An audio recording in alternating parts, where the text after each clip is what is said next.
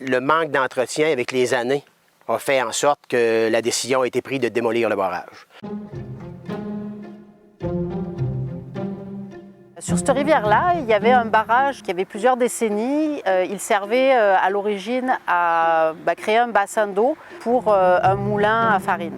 Le barrage du Moulin Saint-Paul est là depuis plusieurs décennies.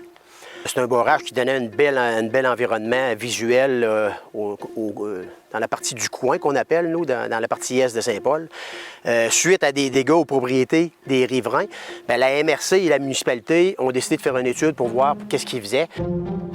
Ça fait 50 ans que je suis à Saint-Paul, puis quand mon mari a hérité de la maison, où ce que je reste présentement, on a eu des inondations. À l'hiver 2019, nous avons rencontré à la MRC un potentiel racheteur de la propriété où se trouvait le barrage pour voir qu'est-ce qu'il était possible de faire pour améliorer visuellement le barrage et limiter les problématiques liées aux inondations de celui-ci. Plusieurs rencontres ont eu lieu pour déterminer quelle était la meilleure solution à adopter, notamment une rencontre avec tous les ministères, donc de la faune, de l'environnement, de la sécurité des barrages.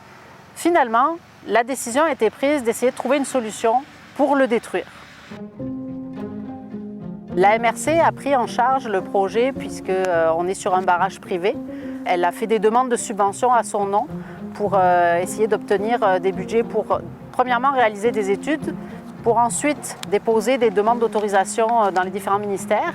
Et quand tout ça a été mis en place et validé, les travaux de destruction ont pu démarrer au printemps 2022. La destruction du barrage permettait d'améliorer la qualité de la rivière et du bassin versant de la rivière du Moulin. Effectivement, c'était un petit peu comme une verrue au milieu de la zone de l'écosystème. Il empêchait les poissons de remonter, de se déplacer dans la rivière, limitait le déplacement des sédiments et des galets, mais il limitait aussi le déplacement de l'eau parce qu'il bloquait l'eau qui arrivait des coteaux. Et l'eau montait dans la partie bassin du barrage et entraînait des inondations aussi sur les propriétés en amont. Donc il y avait plusieurs problématiques liées à cet ouvrage. Donc le fait de le détruire améliorait fortement l'environnement, le bassin versant et la sécurité des personnes et même de la route.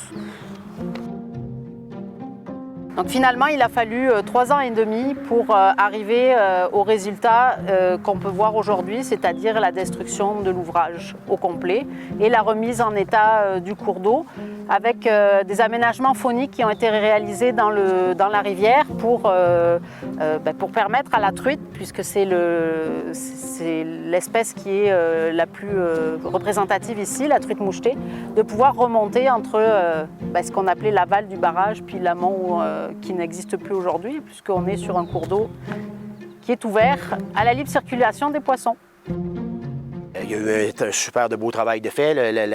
L'équipe de la MRC et l'équipe de l'entrepreneur ont fait un super de beau travail au niveau de l'environnement puis au niveau de la faune et ils ont pensé pour le futur également. Fait que je pense que c'est un travail qui a été bien fait.